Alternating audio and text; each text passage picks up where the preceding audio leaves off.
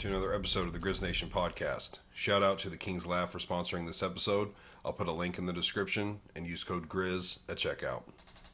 Today's guest was my dad, back again for another episode, and we discussed 9/11 and other conspiracy theories in this episode. So if you're into that kind of thing, you'll enjoy this.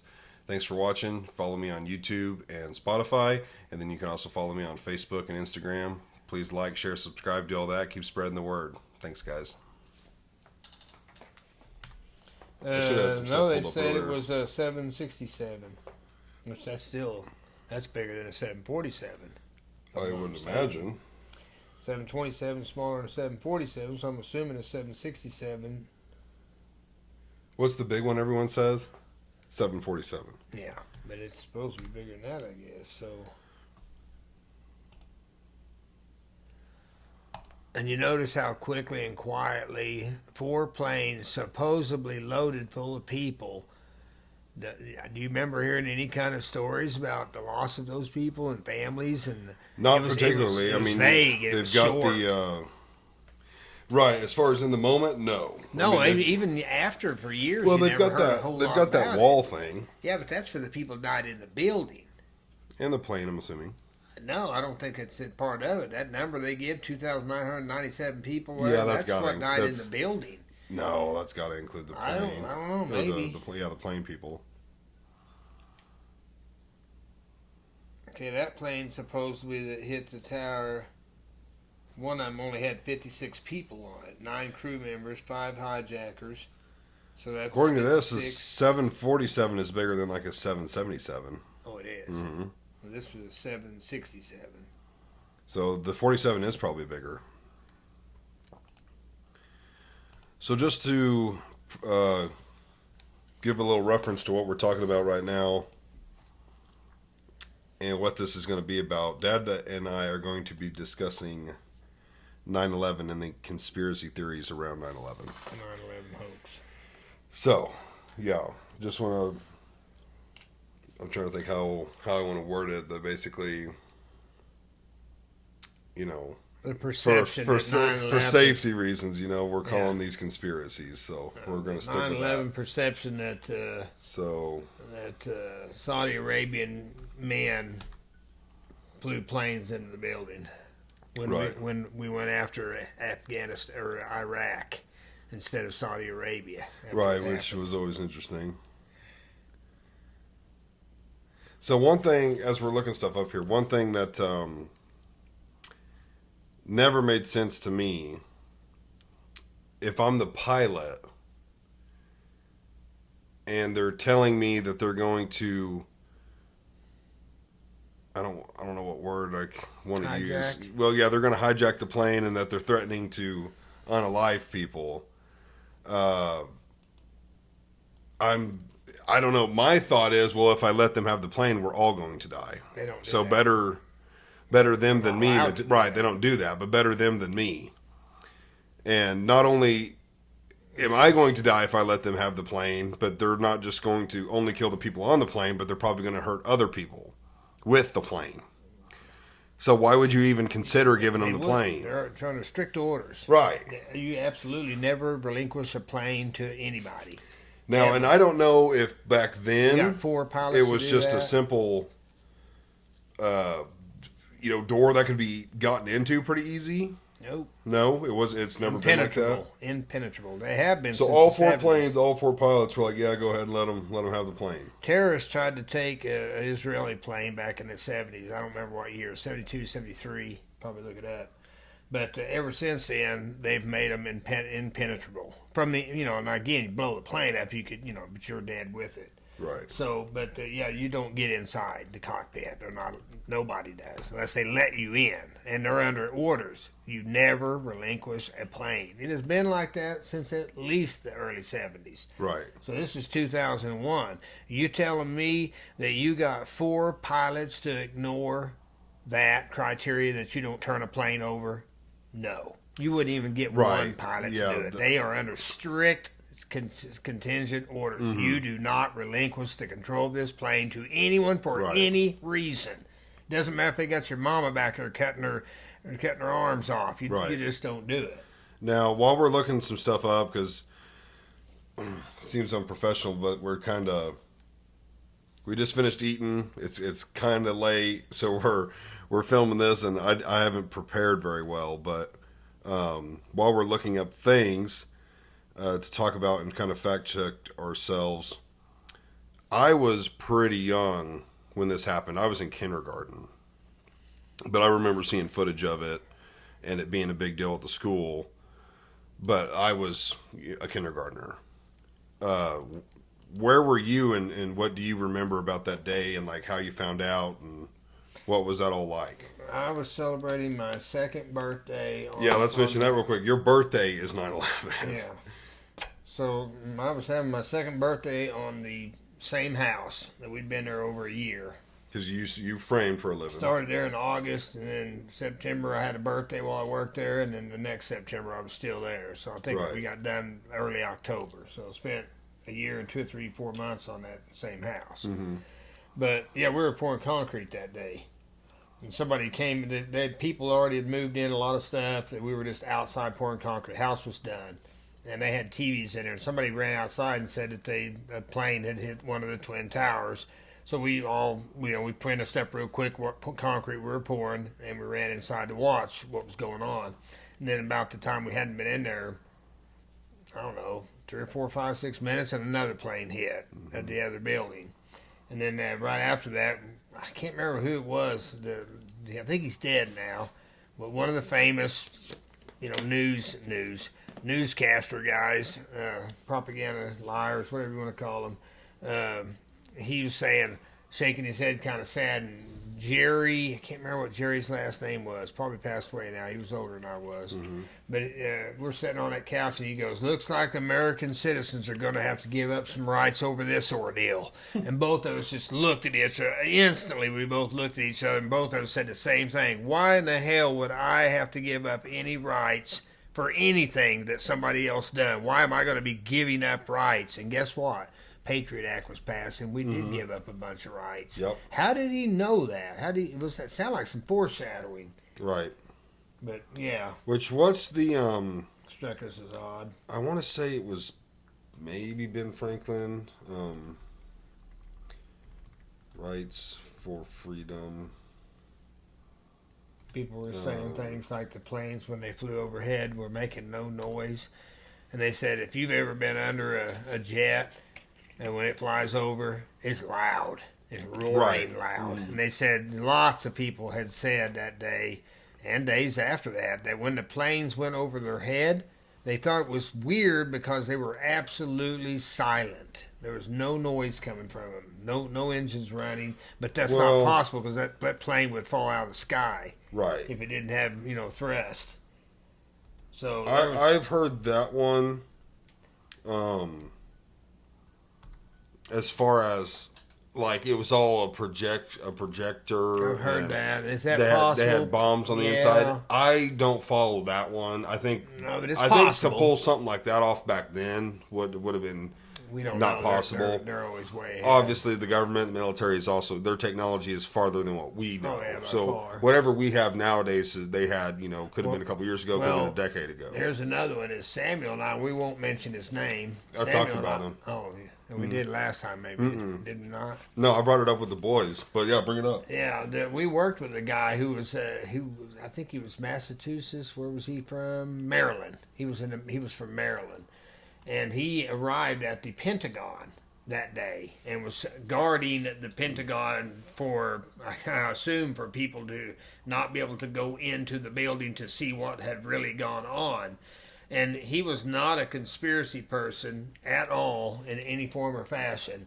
And he was just telling us the story one day, and his mentality was like, yeah, it was funny. We didn't see any airplane parts. No seats, no luggage, no wings, no nothing. Nothing about an airplane, period. No piece or part of anything that would indicate an airplane had hit this building.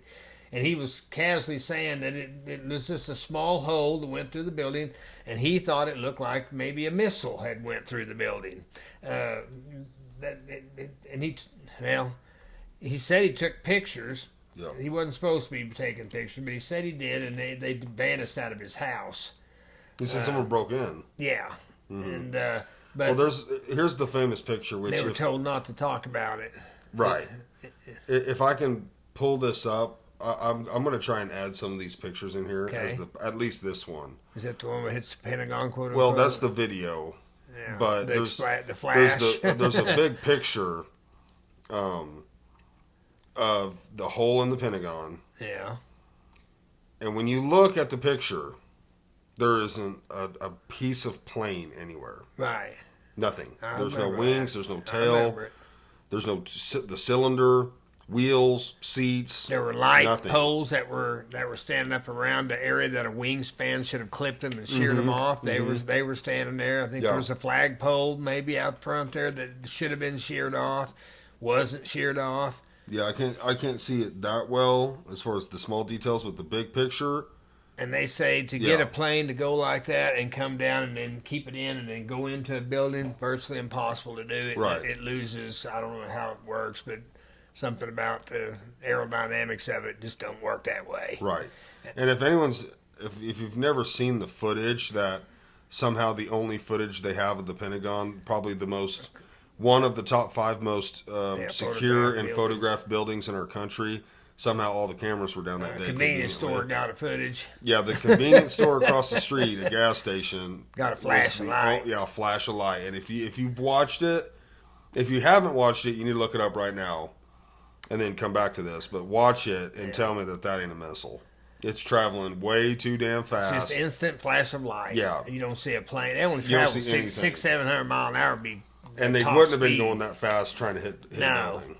Next thing is I always like to tell people is like, I know we've got slow-mo, so if that's really a plane and all I see is a flash of light, an explosion, I don't see Right. anything. So why don't you just slow the camera down and let us see it frame by frame, that airplane moving Well, into that building? But they've never done that. In that defense, just because you have a video doesn't mean you can't slow it down really well. No, but it can be done. It can be done, but It's you need framed to have out. you need to have a better camera, one that's It's still framed out. well, yes. That's where If it video was a works. plane, you could see it, but no. The better the camera, the more you obviously. can slow it down, and the pixels still be good enough to see. Right, but I 'Cause don't, sometimes need, if I don't you need s- to see it really well. I Right, just need to see exactly. a blurry plane. Right, That'd exactly. be good enough. Yeah, and you can't see But anything. they've never attempted to do that. Their attitude is, "What are you going to do about it?" I said it was a plane. That's the problem. Yeah. Kind of like what this engineer guy has the same deal with him. His attitude is, "We are telling you as engineers, this building does not fall from heat, from missiles, from airplanes, from nothing. This building will not fall." And he's got over 3,000 engineers that agree with him, and all of them are called kooks. And of course, the government calls them Yeah. all nuts, conspiracy theorists, kooks. It's like engineers, kooks. That takes a lot of schooling and intellect to become an engineer, especially what these guys are. I don't think they'd be kooks to be engineers. You can say a thief is a kook. You can say a crazy man's a kook. You can't hardly say an engineer is a kook. Right. You can say that a religious man is a kook. You might be able to say that if you want to, but you're not going to say that a guy that does engineering doesn't know what he's talking about. Especially when you got thousands of old boys that are saying the same thing. Right. That building will not fall. Period. It Yeah, can be they're- brought down through demolition, but it doesn't fall. There was a building in Japan a few years ago, a skyscraper that seen one in Italy. burnt down to the ground. Completely. Sorry, it didn't burn to the ground, but the whole building burned. Yes, gone. And any of the burnable material was gone, but the skeleton was left And alone. Italy had one, I don't know how long ago, a long time ago, 40, 50, 60 years ago. Italy had Now, one burn out. the people like that buy into it would tell you, well, there was no jet fuel in that fire. Yeah, well, you know? they'll tell you it takes 2,800 degrees, I think, to melt Right. steel. Yeah, if That jet fuel anyone don't burn that who hot. anyone who's like a welder, maybe you work in like a forge type thing or a blacksmith, someone who works with metal and understands welding, heating it up to bend it, cutting it, like what it takes to make metal malleable. There's no gasoline burnable liquid substance, to my knowledge, unless we're talking like acid, that could bring down steel like that. No. You can't just light steel on fire with gas Well, it ain't and even expect just it that. to melt. You've also got to look at the aspect. Everybody knows that the fuel in a plane is in the wings. Right. Okay, so in the wings. So when the wings hit and they're thin metal, what happens to them? They should have just been They just damn near they thrown just off the building. Yeah, they just blow up. So Right. you've got splattered fuel that goes everywhere in a massive building. So where's the concentrated heat coming from? Right, it's going to burn up quick everywhere. Yeah. Not in one Take spot gasoline slowly. and throw it out like that. What does it do? It's gone pretty quick. Yeah. Your wings hit, they explode mostly on the outside of the building because that's where they would have just blowed up on the outside of the building. Right. You're saying that those wings, which are thin metal, went into the building and then started dumping fuel. No, they would have exploded upon contact. The fuel would have dispersed immediately, completely gone, Right. spread out everywhere, would have burned up in minutes, a couple of minutes. All the Right. fuel had been gone. Now what's burning? What's burning that's so hot? So you're not going to convince people that fuel is just like leaking out of a wing. It's just leaking and it's real hot. Okay, let's say it did do that. Where? It'd have to be in a specified area. It'd have That to be on, building like- is massive. It'd have to be on like one beam. It'd have to be on all beams. Right, And it's not exactly. burning on all beams. Right. So- In reality, it might have done it to one beam. Right, which is not going to collapse the building.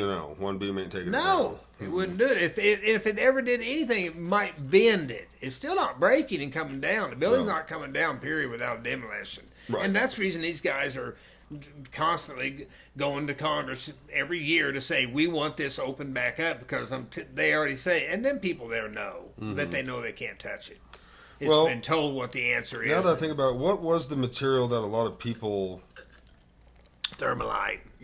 Something along those Stuff lines. they use in demolition, bringing buildings down. Yeah, and I've actually, I Everybody's have witnessing. seen a piece of the steel from the towers. Down there. C of O, College of the Ozarks, has Other one, places got them. and it's a real steep, sharp shear. And for one, the plane entered the building. What's opposite of parallel? Vertical. Well, like this is parallel. Oh, perpendicular. Perpendicular, which means if something is vertical and it's entering perpendicular, or one's vertical, one's horizontal, it should just be a straight, flat cut. Right. It might have been at a little angle. If you've seen the video, it's pretty much straight on. Yeah. Well, these beams are cut at like a 60-degree angle, Yeah, I've seen them. which makes no sense. And that metal doesn't tear like that. No, especially Metal steel just versus bends. like aluminum. Aluminum loses 100 out of 100 times Right. to steel. It's just how it works. You know, they also had, I don't know if you've ever seen the analyzing where they say, because I don't know if you can still find the pictures or not, but after it's all down, and there's that famous picture of there's an American flag stuck up on the pile of stuff, you know, and they're like, how many stories was that building? The Twin Towers? Yeah. Let's And see. they're all about 10 foot tall. The sectionaries, everything about it, it's 96 stories, I think, or 102 stories, or if you count everything. 102? So the North Tower They're both about the was same. it was 1,368 feet, So that's over 100 stories. and then the South Tower was 6 feet shorter. Okay, so basically two 100-foot towers. Okay, at 10-foot sections per tower. So each tower would be 10 feet, roughly, I think is what they are. So I've got Minus 100 the sections lobby, of probably. stuff, and there's lots of steel. And if you know the layout of the building, it was outer perimeter and then inner perimeter, and then it was open through the midsection. That's the way he designed it. The guy that built it, or designed it, or whatever. And but when it's all collapsed and it's all done, and they take pictures of it, it's like the next day or whatever. There's the pictures of it, and you're looking at the pictures, and you see a bunch of cars and cop cars and just regular cars and stuff. And it looks like the building might be 20 foot taller than the cars, you know, we'll say 20, 25 foot taller than the cars. And you see multiple pictures of it. And it was never brought up until years later people started questioning it because they're like, wait a minute, look at these pictures. And they're like, what? You know, nobody's seeing it. And they're like, well, look at, there's an ambulance in one that's kind of crushed up there. And there's like a, you know, there's a cop car and there's a couple of vehicles. And you're looking at it and you're like, okay, what are we looking at? And they're like, look at that. And they're like, what? They're like, look at the building behind it. It's like, okay, yeah. It's like, oh yeah, that's 100 stories of steel coming down with other shit. How's it only like 20 foot taller than the vehicle height? Right, where did it all 30 go? foot. We'll say give it 30 foot tall. How did 100 stories of building collapse down to 30 foot tall? Mm-hmm. That don't sound possible. There were a lot of people started questioning that. That's where they come up with that new. There's some anti-wave material that and it just pulverizes everything. Now you couldn't pulverize steel. Remember, it's also concrete. Right. The building's concrete as well as steel. It's got lightweight flooring in it, which is concrete. So 100 floors of all that, and the buildings are like 30 foot tall when they all collapse down to the ground. They're just like only 30 foot tall. Well, one person could say, well, it hit and it just blowed out, went way out and it just only piled up 30 foot. Didn't be all over the street. But you should be able to run that through a computer program and collapse it and watch it, and it'll tell you exactly down to the T exactly how it would pile up, exactly how it would pile up. And to me, it should be, I don't know, 100 feet tall. Right. The building was 1,000 feet tall, so Right. 1/10, surely it would maintain 1/10 of its height, which would be 100 feet tall. Then that metal pile of crap was only like 30 foot, 20 foot. It wasn't much higher than vehicles. So how is that possible? Right. I mean, that don't make any sense. And the way that they collapsed, everybody's watched like MGM, or they've watched lots of buildings in Vegas be demoed to the ground, and they always fall just like those buildings Right. did, just down, so they don't hurt straight, other structures They bring it around. They're straight made down. to be brought down like that. When they engineer them, they are made to also, they have a program placed in there about where the charges have to be placed to specifically bring this thing down, bam, right here. Yep. And everybody's seen them on TV, they've seen them on news deals, they've seen them real life. People have watched them happen. That's how they fail. Right. So there's no way like I said, these engineer guys are like, no.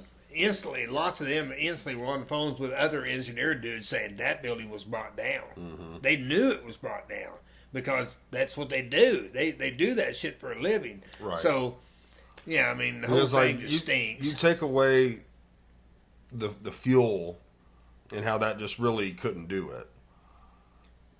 Then you have to look at, well, where did the plane hit? It hit in like the top 86 story. It was like the top 2/3. Yeah.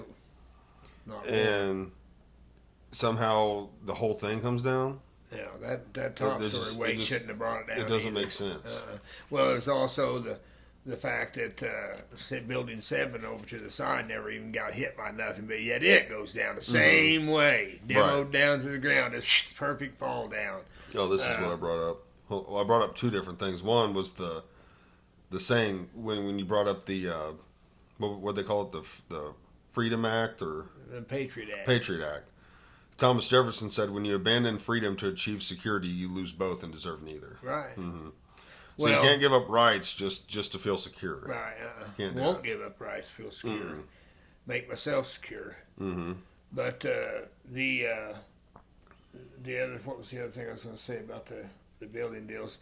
Regardless of the fact that the guy that had bought the buildings had like 6 weeks, 7, 8 weeks, 3 weeks before had put a massive amount of insurance on it. I and just all that. pulled it up. Paid out $40 billion. Yeah, they didn't want to pay Mm-hmm. because they were like, oh, there's something suspicious here, Yep. and just everything was just not right, about the whole thing. And it took years to settle because of it. Yeah. They were really fighting it because Yeah. it'd take me a minute to look up when it was pulled out, but it wasn't very, as far as time, it wasn't a whole lot of time before it happened that someone took out a big insurance policy on it.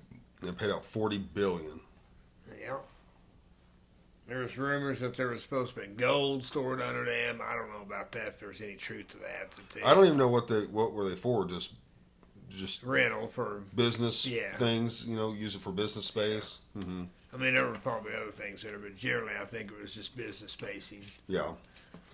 I want to look this up. There was a few A famous lot of people that were would, supposed to be there. they indicated that this was done merely to start a war, so that the war machine could burn up more money. And to think of would they have killed 3,000 people to start a war to make trillions? Mm-hmm. Yeah, I mean, yeah, of course they would. That's not their people.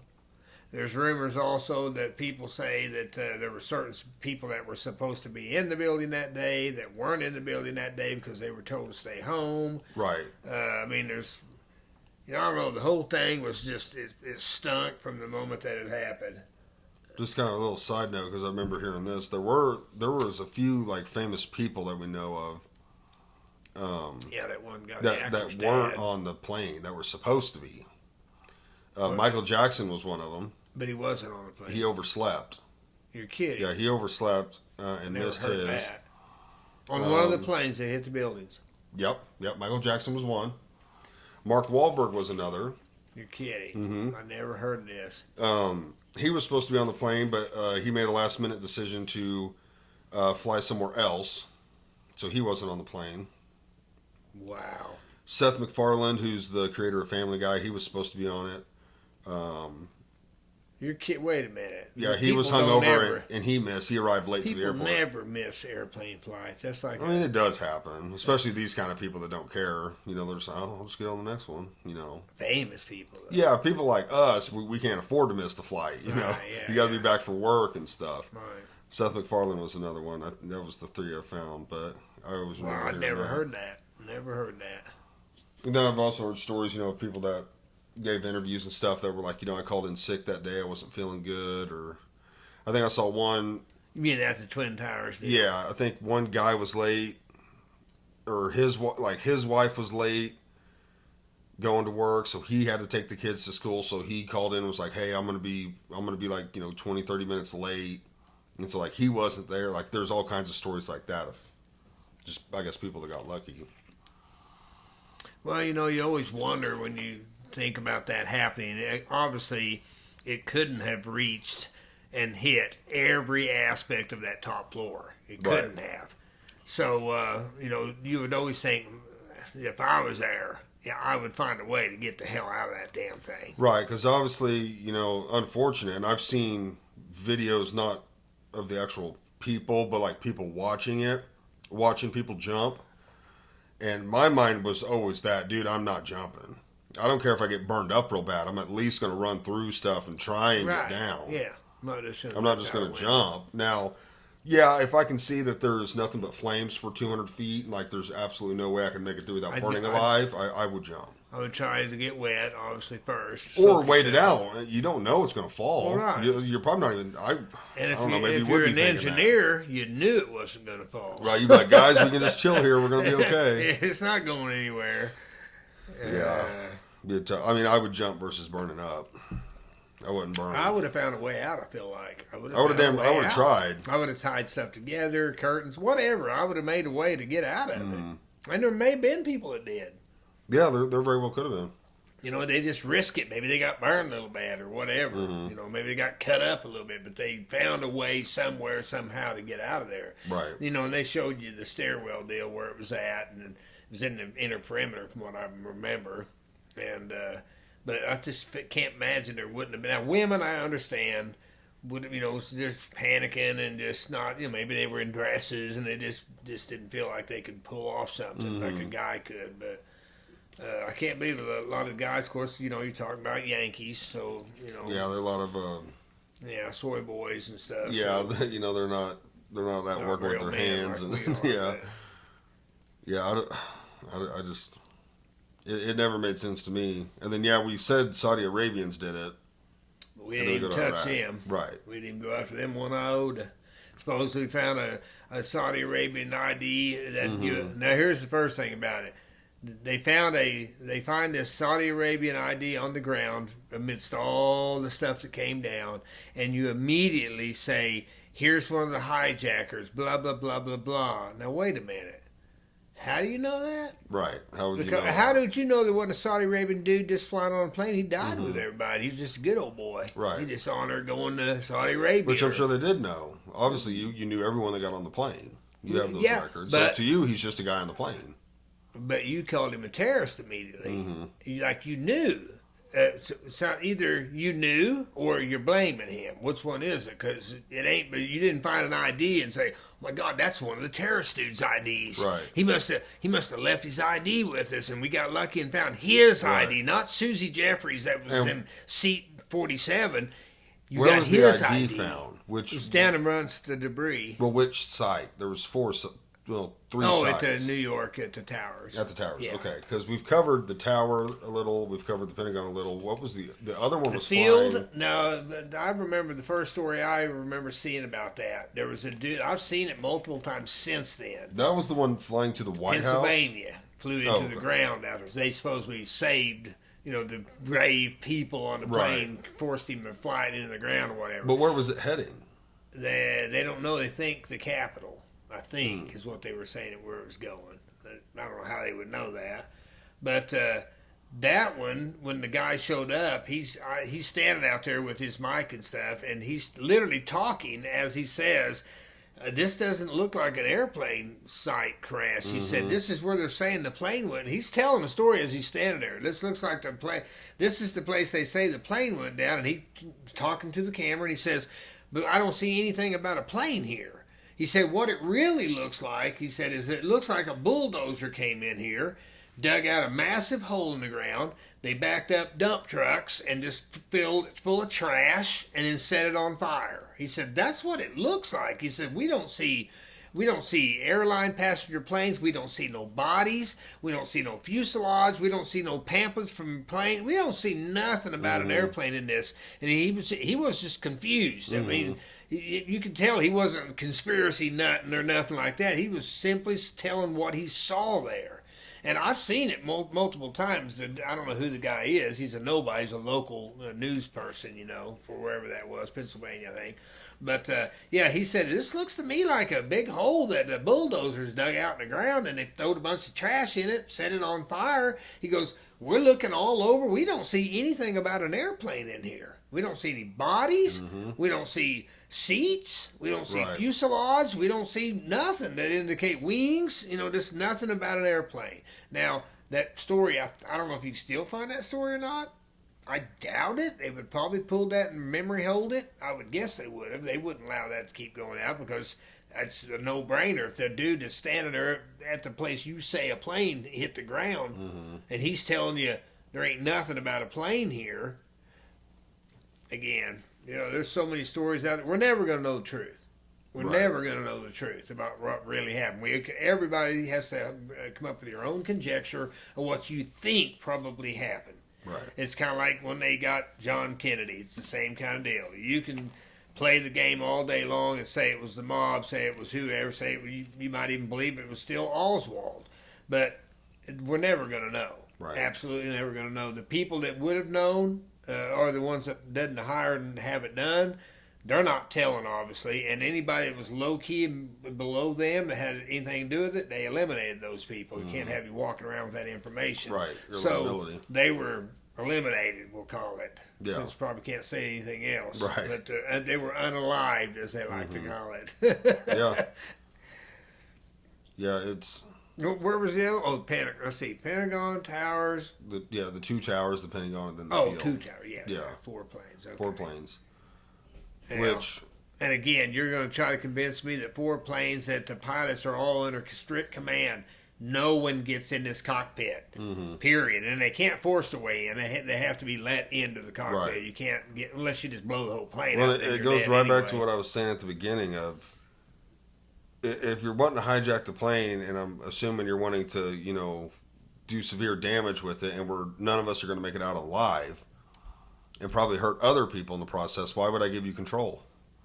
Even if you are, doing stuff to the passengers, it's like, what, if I give you the plane, you're going to do it to me and more people? Like, that doesn't make sense. See, this is the reason they have to tell the story they told about they had to give it up, because anybody knows, and it's been like that forever. What's the first thing that happens if I take off in a plane and I get electronic beeping on the dial happens and it says, oh my God, there's a fire on the wing? What do? I immediately land the plane. The first, fastest place I can get that baby to the ground. That's the same criteria on a hijacking. Right, So if 'cause they'll get somebody's the SWAT knocking on the team out cockpit there door and- and saying, "We're going to slice the stewardess's throat if you don't let us have the plane," first thing they do is land the plane every time, without question. That's obviously, you don't have to be an airplane pilot to figure that out. The first thing I'm doing is I'm landing that damn plane. That's criteria. It's not take your shot. No, that's what you do. In that case scenario, they've already run those scenarios many years ago. If that happens, you land the plane immediately. You call it. Do you even hear anything about, they say people were like on their phones talking, "Oh my God, this so-and-so's happened," which could all be made up, obviously. But you don't hear anything about the pilot saying, "We've been hijacked and we need a spot to land immediately," but none of that's, I've never heard it. Well, and I don't know if this Why was not? under the, again, what's it called? I keep forgetting. The act that they passed. The Patriot Act. The Patriot Act. Did they have Allowed the to spy upon us, undercover, like they weren't already. Did they have the undercover agent guys on the plane before then? Not to my knowledge. Or that was probably done after Israel that. probably did, but yeah, I don't know about us. Like now, you're always told there's always like a guy on like the a plane. passenger 57 with a Wesley Snipes type deal. Yeah, there's like a Secret Service guy on the plane or whatever. Which I don't know if they had him on there. You'd think they probably would have. They claim they do now, right? Yeah, but I would think they probably would have back then too. Maybe not. Right. Maybe they I didn't. just don't know. No, I don't either. I mean, if Be they interesting to if know. they wouldn't have, because I mean, I guess back then you didn't feel like They there was would a have need been to. armed with the real, Right, they actual are gun. now. Yeah. No, they're- back if they'd had Oh, them, right. and all they've done is popped them because there's like what 3 or 4, 5 or 6 per plane supposedly. And again, that whole deal, the box cutter and all that, that's probably just for laughing. It's like box cutter. Back then, Well, they even would have then- been allowed to bring in a knife like I got. But So- even then, okay, let's say there's 6 guys hijacking the plane right? on a 747. I don't know how big all the planes were, but They're 300 or 400 Let's feet see. long, probably. I would let's think. just say they're all around the 747 size. 747 capacity. About 360 people, probably. Maybe more. This says 467. Let's just go crazy and go 300. Let's say they were smaller. 300 people. Okay. 6 of them were bad. Half a dozen to a dozen employees. Let's just take all those people out. Right. Let's knock it down to 250. Okay. Let's make it even more crazy. How 200. come they 200 didn't just people. Rush them. And let's say 150 are women and children. So now the odds are crazy, but still Right. 50 100 versus dudes. 6. Let's say 50 dudes versus Okay. 6 50 guys. per plane. There ain't 50 people, just men, that didn't think we could take these guys. Grab some suitcases. Right. So I don't get stabbed. Right. And just swing them at them and just go crazy. Right.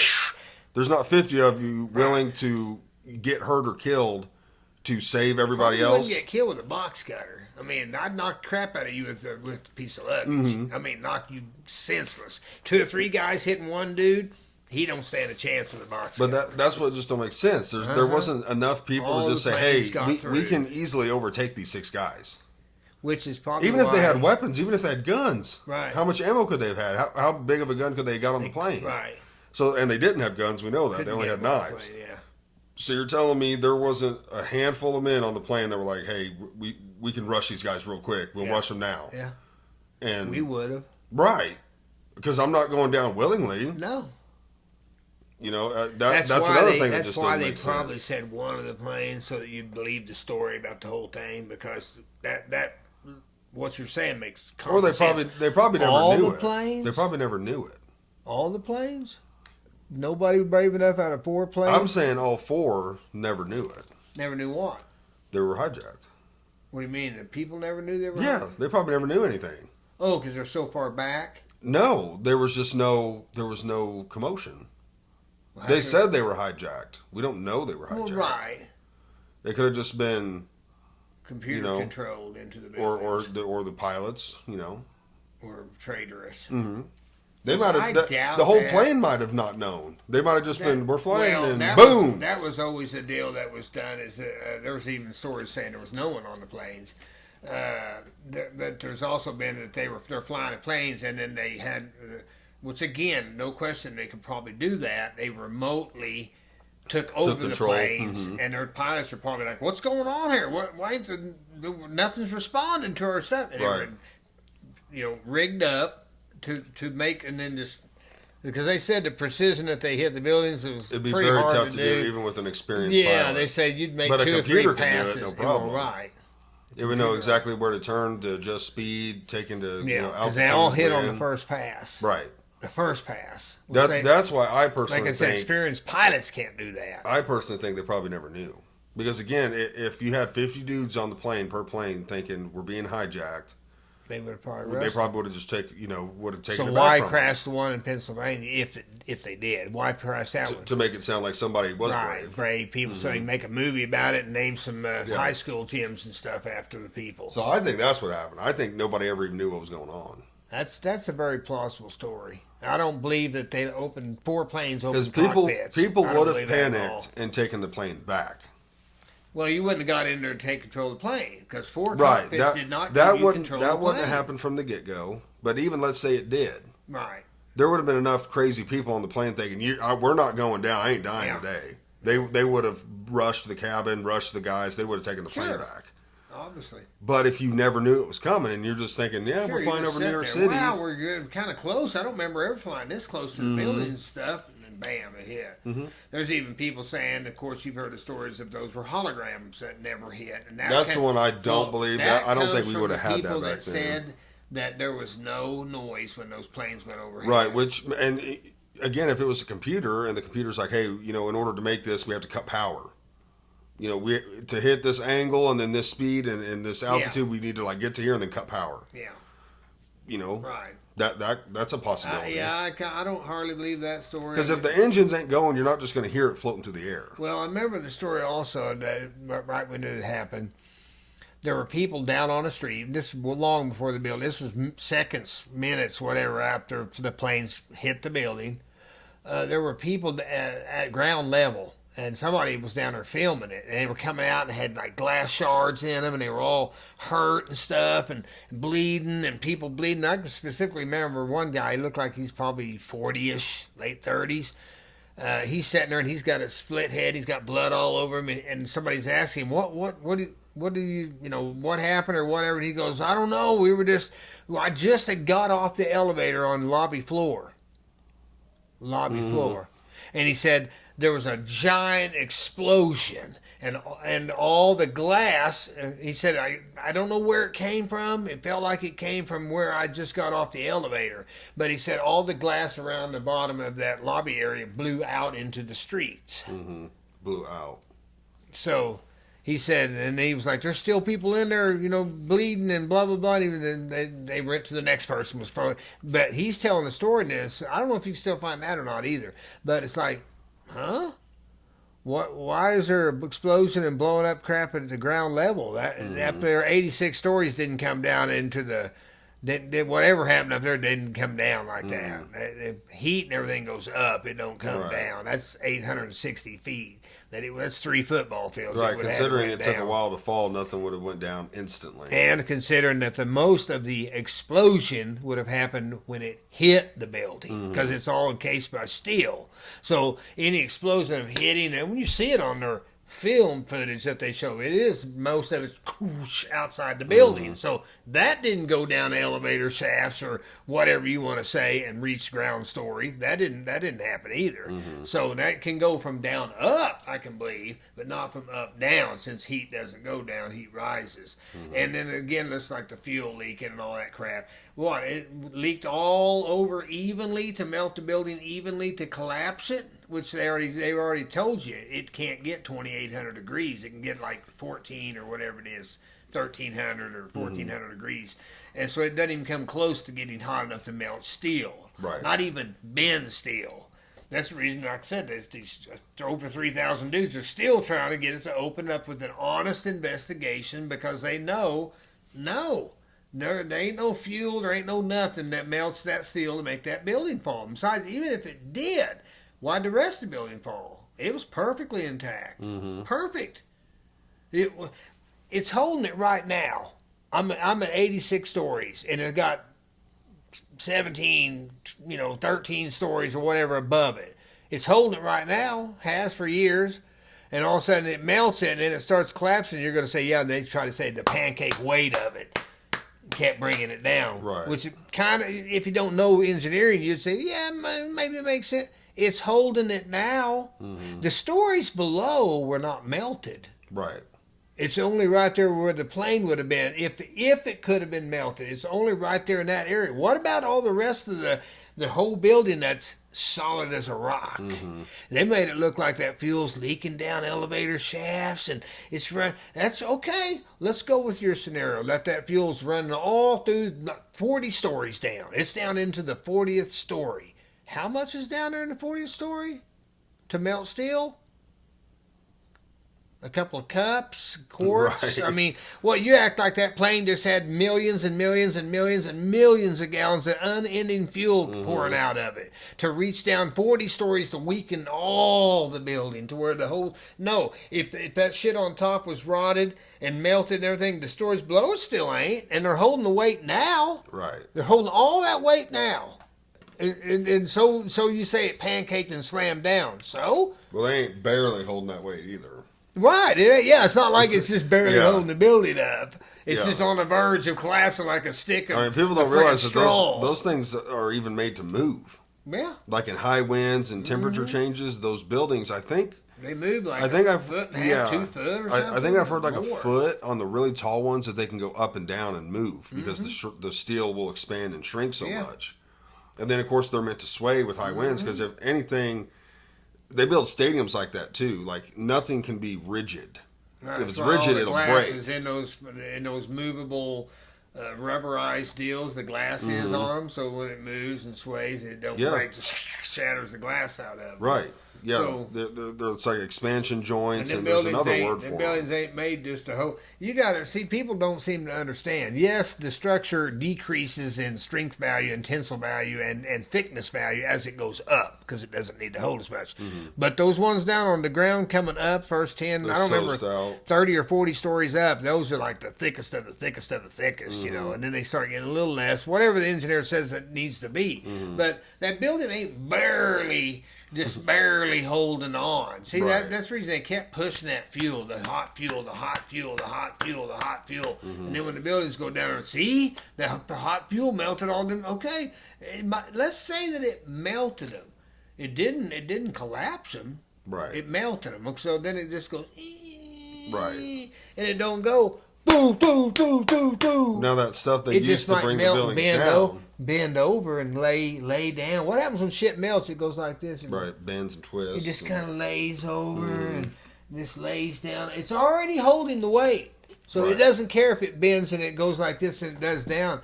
Remember, the plane also took a lot of the weight off of it. When it hit it, it knocked a lot of the weight off. The airplane don't weigh that damn much. Right. So the weight of the building, when it got blowed out and all that, you just alleviated weight. And the fuel would have all just burned up real quick. Yeah, wouldn't have sat there and burnt forever. They made it look like, how many minutes? How long did it take? Yeah, well, from the time that it hit, it was like an hour. Was it not an hour? It does seem like it was a good amount of time. So you're not going to tell me that fuel just sat there and kept burning for hours and hours and hours and hours, especially when it's in the wings and they're very fragile. So when it hit the building, it hit steel. So it said it only took them 10 seconds to collapse. I mean, the whole building came down in 10 seconds? When it started. Oh.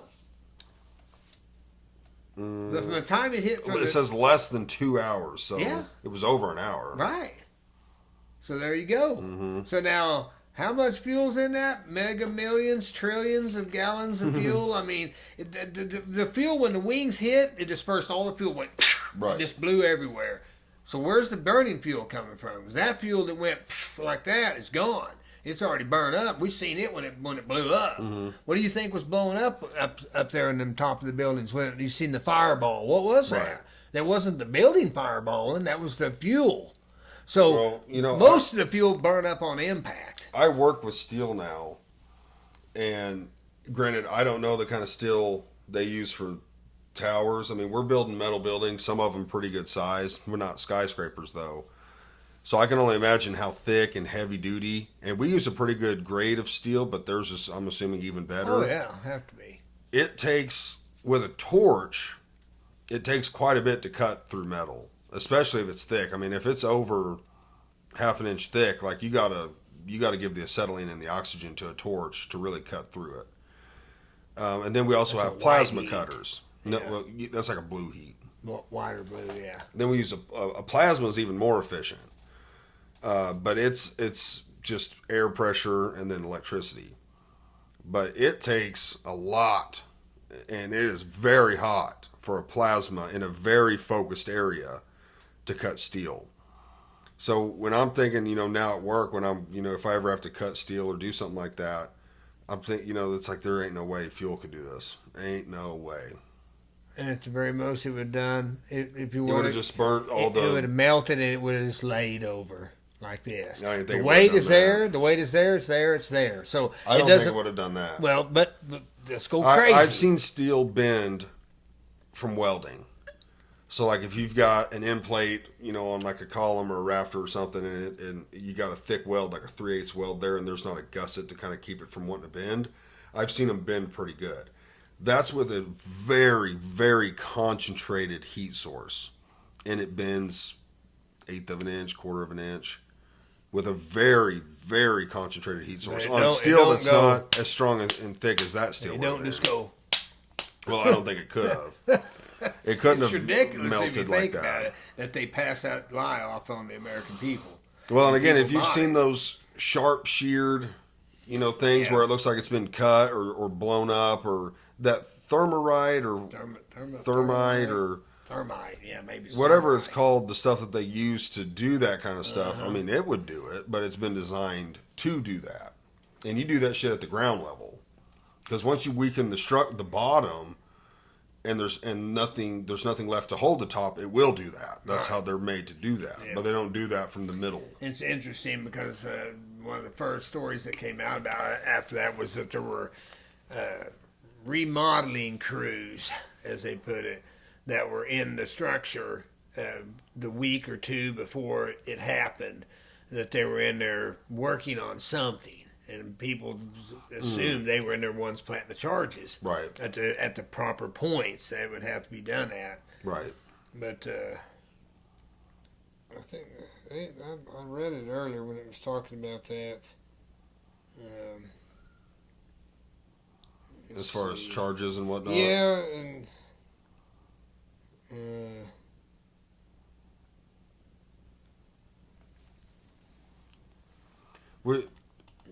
Again, I was so young, I wouldn't remember exactly, but do you feel like or remember the country being more united than it had ever been when that they happened? kept singing them Hello, songs. everybody. It's 6 o'clock. They kept singing them songs to get people proud to be an American. Yeah, like that. I remember seeing sporting events where they were waving manipulated them. flags. And, Manipulated people big. You ever seen Wag the Tail or Wag the Dog? You never seen Wag the Dog? well, If that's you seen that, you would instantly think that was 9/11. well, getting everyone to feel patriotic and all that. That sounds good, but I feel like they use that just to go to war. They did. Yeah, obviously. Get everyone all amped up, and now Pearl Harbor, I feel, was justified for us to go to war, but that did the same thing. Got everybody fired up, and it's like, yeah, we need to get in on this. So it's kind of one of those things where you get everybody on board, and yeah, let's go to war. And of course, there's tons of money to be made on war. All the always people about that war. supply bullets and tires and bandages Bandages, and fuel, yeah, fuel. rubber tires, yeah. All that stuff. Plus, and then I don't know if we still do that, but the spoils of war, whether you're taking over the oil or the Right. gold you find or the cash or whatever it might be, Let's see. a lot of money to be made. He's a Richard Gage.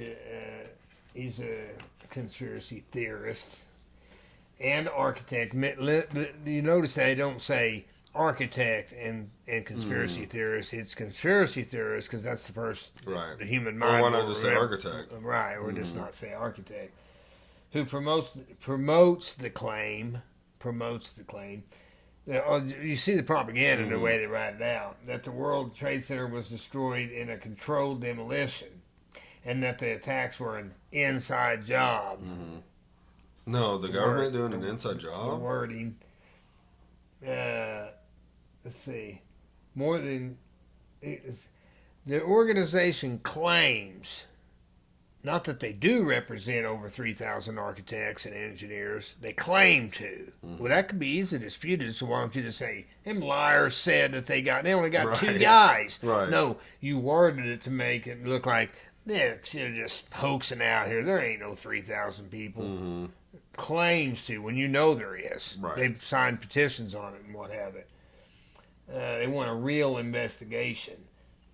And then they start, of course, he's an anti-Semitic because the guy that owned it was a Jew. So obviously he must be an anti-Semite. Immediately you got to just put that part in Right. there. Whether the dude may even be a Jew, but somehow he's anti-Semite Right. because he don't go along with it. Yeah, anyone that never goes along with everything is always... Yeah, you're in You're Semite, labeled. ism. You got to throw the ism on your phobiaism, homophobic ism. You're some kind of ism. Let's see. I thought it said about that stuff called what it was called, the material. There it is, nanothermite. Yeah, I remember it now. Such as eyewitness accounts of explosions and the discovery of nanothermite in the debris. So there shouldn't have been no nanothermite anywhere in the debris, not any piece or part. And then at the end, even though they say that this stuff was found there by someone, not this dude, he wasn't digging in the rubble and found nanothermite. It was told that they found it. So at the end of it, it says these claims of them finding the nanothermite have been repeatedly debunked by scientists.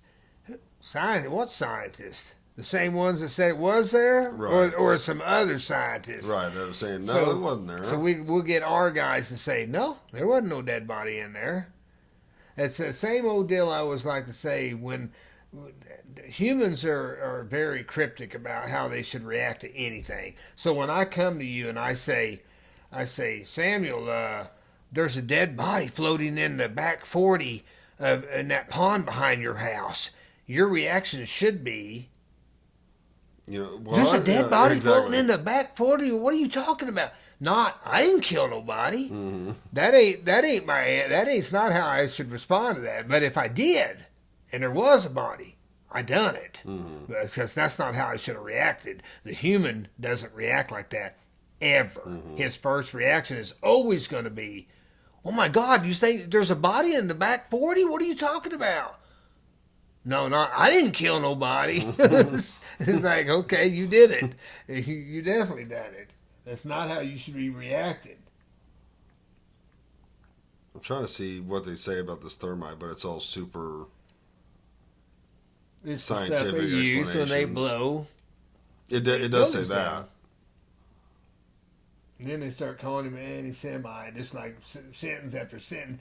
Let me say how many times I see the word anti-Semite after they debunked the claim that there was the stuff there. Let's see, once, twice, 3 times, 4 times, 5 times, 6 times. 6 times in a paragraph that ain't over maybe it looks like 100 words. 6 times the word anti-Semites have been thrown in there so you can debunk the dude.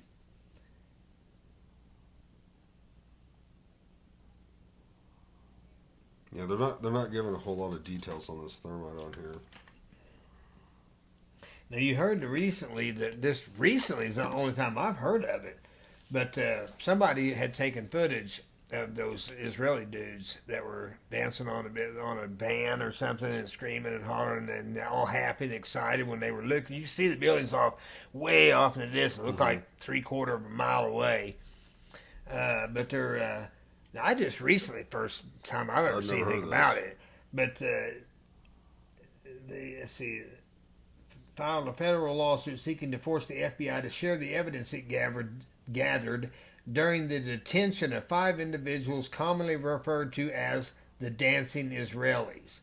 Some 9/11 conspiracy theorists believe that the 5 Israelis directed the attacks and began dancing, which would be the Mossad, their CIA. And because they were sitting out there dancing and stuff, well, they supposedly got them, checked them out, and of course they always just release them. And so, did they have something to do with it? My best guess is going to be it's more powerful men than that. The military-industrial complex people that wanted a war and got it. Got exactly what they wanted, and got it with the person that didn't have nothing to do with it, strangely enough. And here's my thesis on even today's war, skirmish, whatever you want to call it, with Russia. Okay, I could care less about Russia, other than I'm sure the people of Russia are good people. The people are, not the power people, but the people. But my thoughts are this. The reason we're even over there having anything to do with Russia, and this all comes from a biblical principle, obviously, one world government, one world religion, which is prophesied in the Bible. So all you have to do is ask yourself, how would they go about doing this? The people in power, the people, whoever. How would they go about bringing about one world religion, one world government? Well, I have to get everybody on board. That's pretty first obvious. I have to get all the countries. There's what, 130? Is there more than that? 137 or something? Yeah, there's a lot of countries. Well, I have to get all them on board, obviously. And not just the religious aspect of it, but I have to get them on board that we're going to have one world government, one world money, and all that kind of stuff. So I go to all these countries and I get them on board. But I've got a few holdout countries, and I'm going to tell you who I think they are. Iraq was one of them. So was Russia. So is maybe not China, because I think they're probably wanting it too. They're one in on it type deal. But anybody that we've been attacking lately is probably North Korea. Might be one of them. That they say it like this. They look at it like our country should be looking at it. This is America, and we stand alone, and we don't join nobody. Because we know if we do all that, all of our freedoms are gone. So their country may not be looking at it like we would look at it as American citizens. They would be looking at it from a governmental standpoint like Putin and his people, his high up echelon people that help him run the country. They're like, hell no, we're not joining you guys. We know where this ends, with us in a coffin. Right. Because we know what your goal is to get everybody in the whole world on board with this one world government. And so they're saying no, and they're probably throwing them the middle finger, saying we're Russia, and we are going to stay Russia. Oh, you are? Oh, we'll see about that.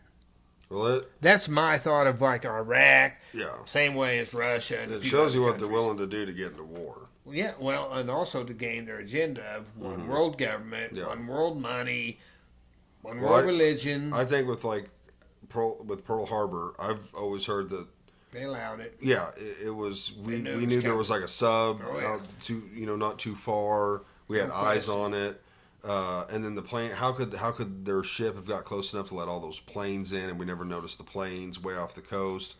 Well, if you allow that to happen, then the people are ready to go to war. Sure. They're back immediately. JFK, he didn't want to go to war. The people, I don't think, really wanted to, but you just get rid of him, and then the powers that be are like, all right, now we're going. Put Johnson in, he'll go to war for us. So we went to war. Well, then 9/11, you have you have a terrorist attack like that, and it gets everybody on board that we need to retaliate, and next thing you know, we're back in Sing war. a song. Well, if you watch Wag the Dog, that's exactly it. It tells the story about how the war machine makes that happen. Through songs, through patriot stuff that make you all fired up and ready to go. Yeah. They change this, they change that, they throw an old shoe. There's something about an old shoe. Not only does it get the country as a whole fired up, but it gets 17, 18, 19, 20-year-old men fired up. The ones that need to are join. they're going to be unalived. You get a bunch of them to sign up thinking they're Get rid of an entire generation. protecting the country. Like and they did doing with something Vietnam, 58,000, minimal 58,000. Their number, we'll never know the true number. But I think their number's roughly 58,000. That's basically an entire generation of guys from 18 to 21 gone. Well, and Never. that's what, like, military never entered my mind. Like in high school and getting out of high school never entered my mind. But a big part of it was they always say, well, we're fighting to protect our freedom. I'm thinking, what do you mean? Stay here, I'll be free. No one's here. I'll just stay here, I'll be free. Right, and if someone comes here, I've got weapons. Yeah. I'm not a pussy. So what do you mean and I'm glad we have military. Obviously, it's a needed thing, so no one does come here and mess with us. So I'm not saying that, but I'm thinking, what do you mean you're protecting our freedoms? Because you're democracy. Because you're going over to Iraq and eliminating dudes that dwell in caves, right, and they're just messing with their own people. Can't touch me. That's not protecting us. Can't touch me. Yeah, they got weapons from the Cold War. Like, they're not getting over here. This is why they scream, like Nancy Pelosi and all the rest of the freaks are always constantly screaming democracy, which we're not. We're a constitutional republic. But they scream democracy constantly about everything's going to lose your democracy. We need to keep democracy. Everything they do was for democracy. Well, whose democracy? Right. Well, even like Nam, what was that doing for us? Yeah. That didn't do anything for us. And they were already told by the French, and Charles de Gaulle told them, as well as their own military leaders were telling them, do not get entrenched in Vietnam. You cannot win there. Mm-hmm. You cannot win there. They've been trying for years. There's no winning there, so don't waste your time. But we needed somewhere far away from us, far away from prying eyes, far away from all kinds of things. Plus, bring the drugs back. They had to have a path to bring drugs back on military aircraft that ain't going to be questioned nowhere. A guy at work, I believe it was Sean. Shout out Sean, he's been on the pod. He was telling me this. I think it was him. That Lyndon B. Johnson had a ranch or a farm or something in Vietnam. Oh, I didn't know that. And they had a ton of military just surrounding his place, making sure his poppy plants were protected. Yeah, it wasn't touched, and that they even put in a road and stuff like to his place, and it was constantly under military surveillance. And he had heard that story. Yeah, I could believe it. Yeah, he was telling me about it. I don't know how he knows about it. I can try and look it up real quick, but I've never heard the story. Yeah, that he had a huge farm or something down there. All them boys were getting rich, and so they were not, and they know they're not going, and their kids aren't going. So nobody they know is going. So they're safe here, and they're making oodles and gobs of money. Vietnam was I don't remember, $220, $240 billion deal, which back then that actually meant something. Now that would be peanuts. $240 billion is nothing. Hell, they'll give that away in a blink of an eye to Ukraine so that they can burn up bombs and guns and ammo and Band-Aids. Instead, you got... This isn't pulling anything up about that. I'm sure they wouldn't...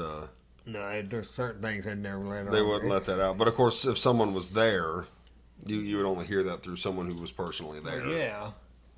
I think this is a lot of the reason that they make so many movies about, like, Steven Seagal, where he's fighting all these crooked dudes from Vietnam and all that, you know, these assassins and all this crap, is because they want you to believe that's in the movies, man. That's not real life. They don't really do that stuff in real life. James Bond, all those kind of movies that are about that kind of stuff, because, yes, that does happen, and that's exactly how it works. Or Jason Bourne. Yes, same kind of deal. MK Ultra program.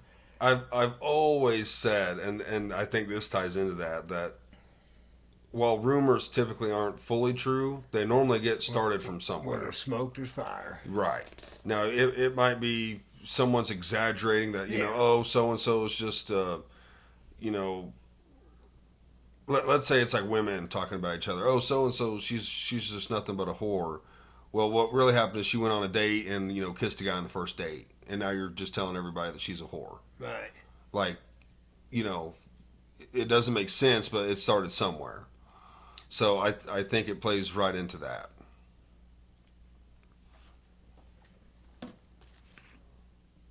There's no question that they are, and I say this often, is the reason that this when they assassinated John Kennedy in '63, everybody in Washington, maybe not everybody, but the majority of people in Washington, senators, congressmen, anybody in any kind of power structure play, they realized that it was a coup that had taken place. They knew that the CIA and their operatives had assassinated the president, and blamed it on some punk kid that had nothing to do with nothing.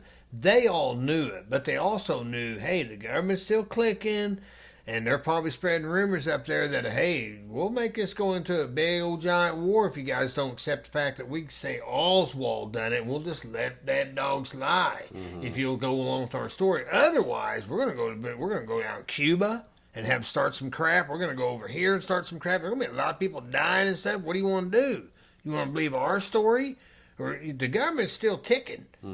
You know, do you want to line up with a dead man? No, he's already gone. He's not coming back. So you guys are still senators. You're still congressmen. You're still this. You're still that. Everything's still running smooth. And it goes back to what Dad would always say. It doesn't matter who dies in life. The world keeps clicking. The world keeps going.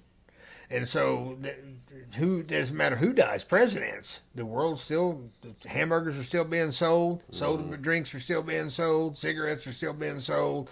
The world keeps going. Cars are still being driven. It doesn't stop just for that. So the point about that whole thing is that those people just said, and plus a lot of them were probably like, I don't want to end up like that. So I'm just going to sit back and I'll play along with this crap. I don't believe it, but I'll play along with it. Yeah, and I'll still be a senator, still have power.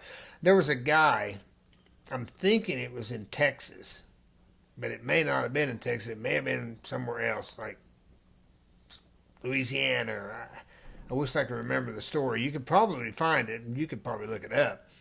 But he walks in, and I don't know if it was a couple of days before. I think it was a couple of days before they got him. And he walks into a bank, and he fires off. He's probably one of them patsy people like an Oswald, and realize, oh my God, they're going to try to patsy me up on this deal. He walks into a bank, fires up a couple shots into the roof. Back when they still had guards or maybe they didn't have guards, but he fires. Apparently, they didn't have guards because he went out front and sat down and waited for the cops. So they actually passed him. So because they didn't realize he was just sitting there. Yeah, he goes in the bank, shoots off a couple shots, turns around, walks outside. Of course, they call the cops. Walks outside, sits on the curb, waiting on the cops, waiting to be arrested. So they showed up and ran past him, and as they're running past him, he's trying to flag them down, saying, here I am, I'm the one that fired off the shots, and they just run on in the building. They don't even pay him no attention. So they're out there, and they said, dude, that's him. He's sitting right out there on the curb. And like, where? That right there, that dude out there standing there. He's out there standing looking at you guys.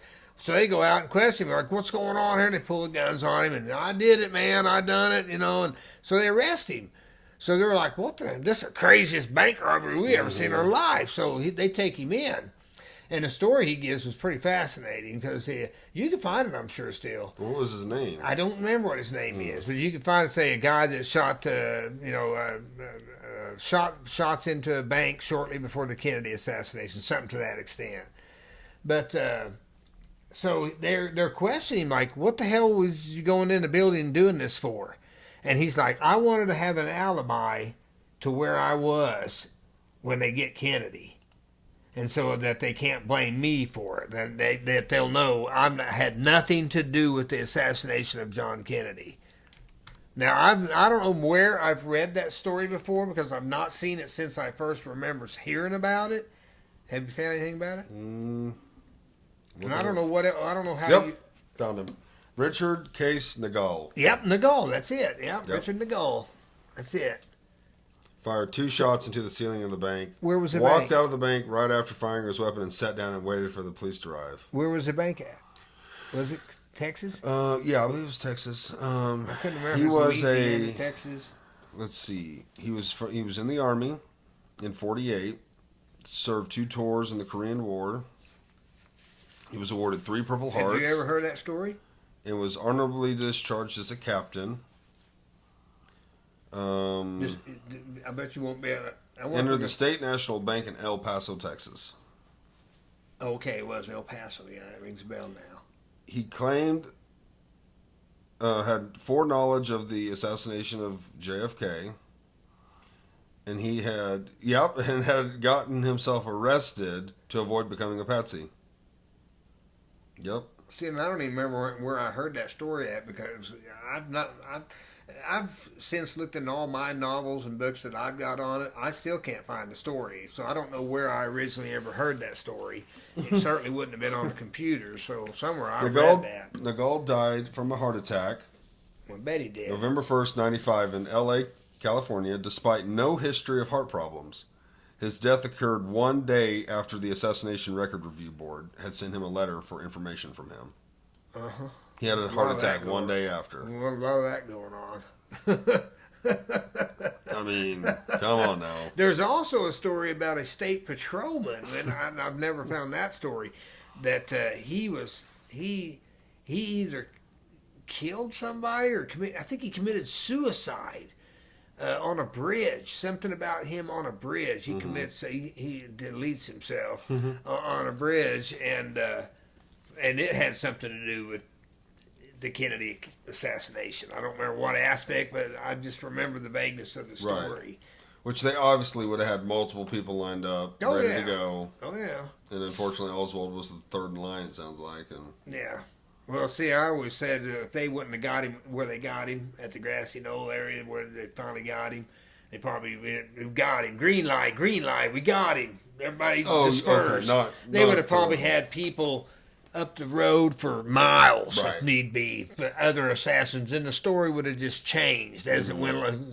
This has been Oswald's cohort, Frank Jeffries, or this Nagel guy, or this, right. It would have been whatever. They would have just changed the story, but it was still going to be Oswald. Yeah, it's probably Nagel, not Nagel. Nagel. I think it is Nagel. Yeah. But yeah, so see, I mean, there's all kinds of stuff that just absolutely makes no sense. Lee Bowers was the guy he was back there behind the Grassy Knoll in the stockyard back there. He controlled the leaving and coming and goings of trains that left back there in the area where people said they'd seen gun smoke, heard shots coming from behind the picket fence. And he was like, he's like, the first thing he noticed was like, hey, there's a damn train leaving. I didn't give the okay for that train leaving, which term come find out had 3 hobos on it that were actually probably the assassin dudes. They probably had contact with whoever elements of the railroad industry, which would have been the same people in the all linkage together. And they're like, okay, we're going to need dudes to jump on your train and get the hell out of here at 12:35. After we do the shooting, they're going to need escape route. They're going to get on the train, and you start that train off leaving Dallas. And they're like, so he's the one controlling that. He's like, wait a minute, there's a train leaving. I didn't give the okay for that train to leave. So he puts a stop order on the train, and they stop it, and they're able to pull off the 3 hobos that they marched through the streets. They said they questioned them, turned them loose, and never, somebody got photos of them, but you've probably seen the photos of them. But none of them were hobos because they all dressed like classy-looking dudes. And the old man looked the worst out of all of them. He was probably the spotter, the god position. That's who his position probably was because he's too old to be assassin. The other 2 guys were young.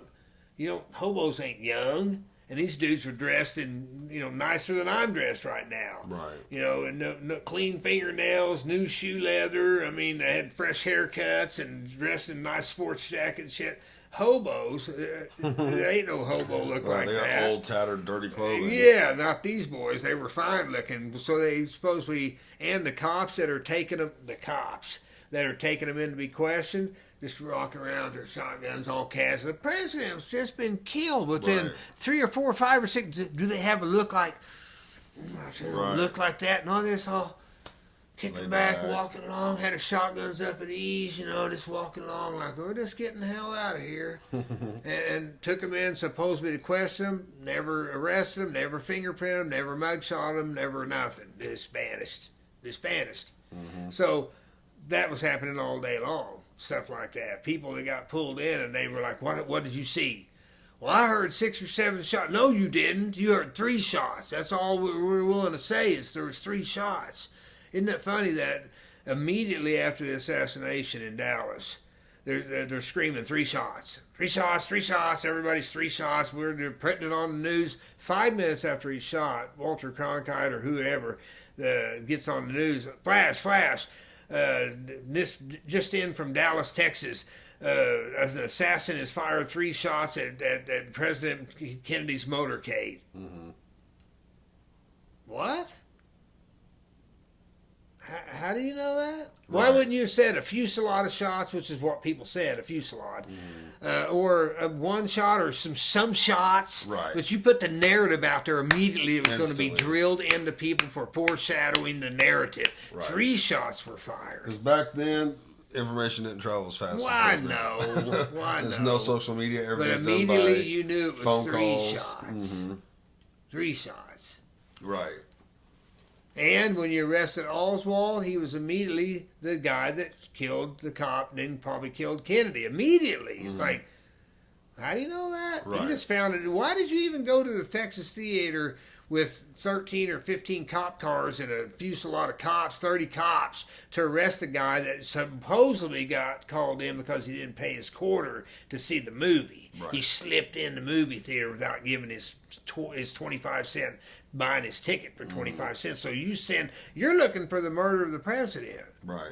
And you're stopping all that to send a bunch of cops to get a dude that didn't pay his 25-cent ticket? No. And someone smart enough to do something like that would have been like, hey, this is where I'm going to go. I need to have 25 cents on me. Obviously.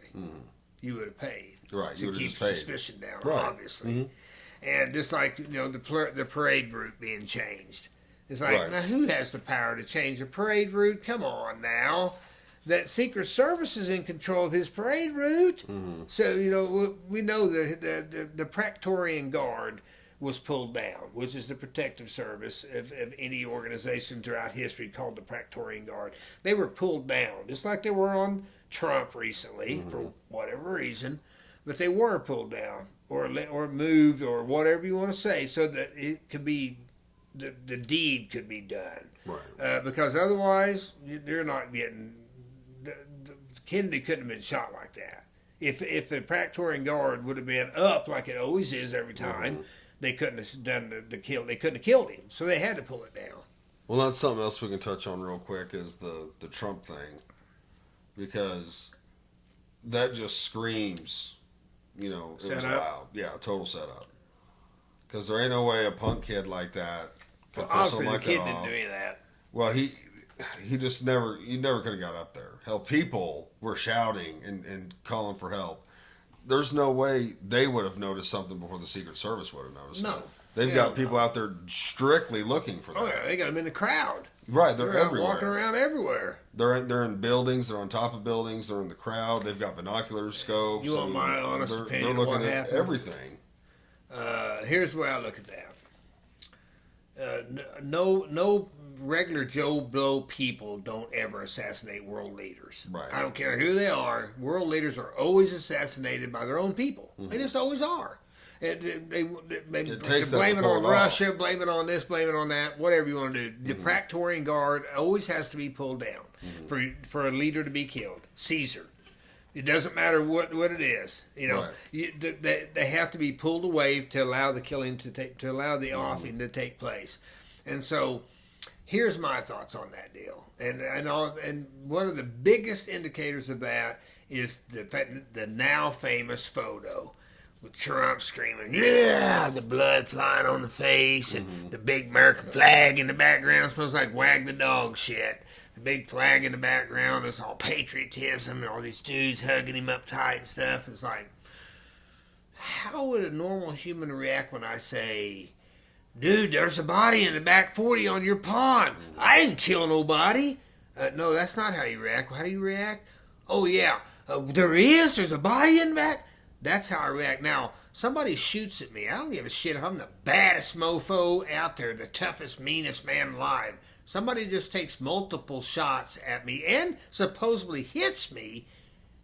How do I act? I'm gonna cower down. You Get damn out of right. I there. don't give a shit who you are. That's how you're going to act. Right. You're on the ground and staying there. Right. Period. You're hiding. You're not getting up and shaking your fist saying, "Fight, fight, fight." That's a photo op shot. It is what it is. You can say whatever you want. The reasoning behind it could be limitless of why they done it. Here's my guess what happened. He had a little implant deal, and maybe it did nick him, or maybe it just spewed it like they do in the movies where they blow it up. They push a little button and pook, the little thing blows up, and it looks like he got shot in the chest. I think you had one of them on your ear. This is just me, and that sounds crazy, but I know that these people that assassinate people for a living, they don't miss. They don't miss. Ever. Ever. So the kid, that's the reason they had the kid to say he's done the shooting to make it look like, well, he's a dumbass kid, he just happened to miss. It doesn't matter, because when these people, again, that's why a lone assassin always comes in handy. We got him. Yeah, after you say you allowed him to take all these shots. He didn't, the kid probably never fired one shot. He probably never fired a shot. The shooters that shot all the people, first off, the guy that got shot, the Cole, or what the heck's his name? It's like a firefighter. Yeah, that dude, okay. They shot those people intensely, obviously. They weren't trying to shoot Trump, because if they were, they got him. These people are professionals. They don't ever miss. And even if they do, they don't miss the second time. So there is no missing. So they shot that kid, he was a younger guy. But then here he was. Here's Trump. Here's the dude got shot right behind him. Shots are supposed to be coming from this way. There's two people back here. Trump, Corian, or whatever that guy's name is. Two dudes back here. They're supposed to be shot at angles like this.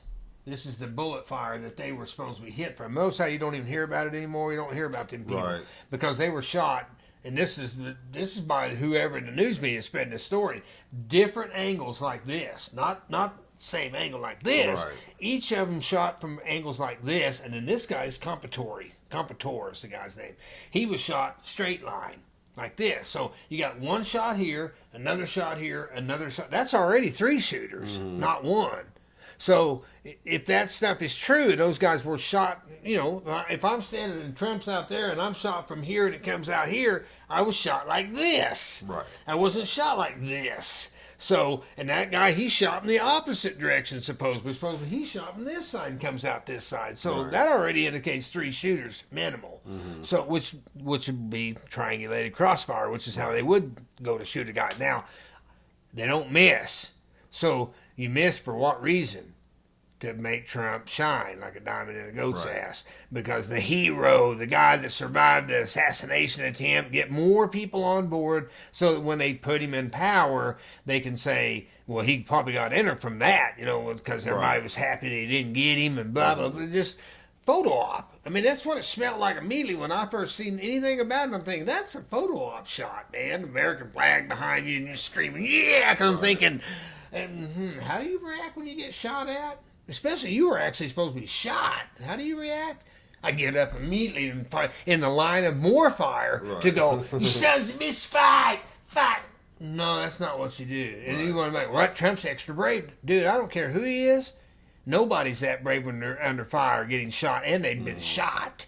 Nobody was going to act like that. Veterans of wars that have been in many, many, many, many wars don't act like that. They don't get up and say, try again, son. No, that's movies. They find cover. You stay down. So that right there told me photo op shot, which means, again, I already know the kid didn't shoot, period. So you would say, you're thinking he wins, no questions now.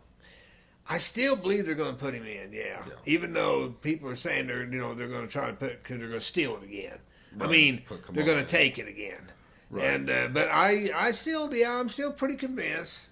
What was it Bubba said that I was right about? He said that you and I had some kind of bet about Biden would that he was not going to be in there. They were going to take him out, or take him out, but instead they just pushed him out, I guess. Right. But see, he's gone. Yeah, so I said, this is why I said I still ain't convinced they ain't going to take him out, because for her to become, it would be better for them. Again, depends on how they're going to play it out, who they're going to put in power. It would be better if he were gone and she becomes president. She's actually president before the election.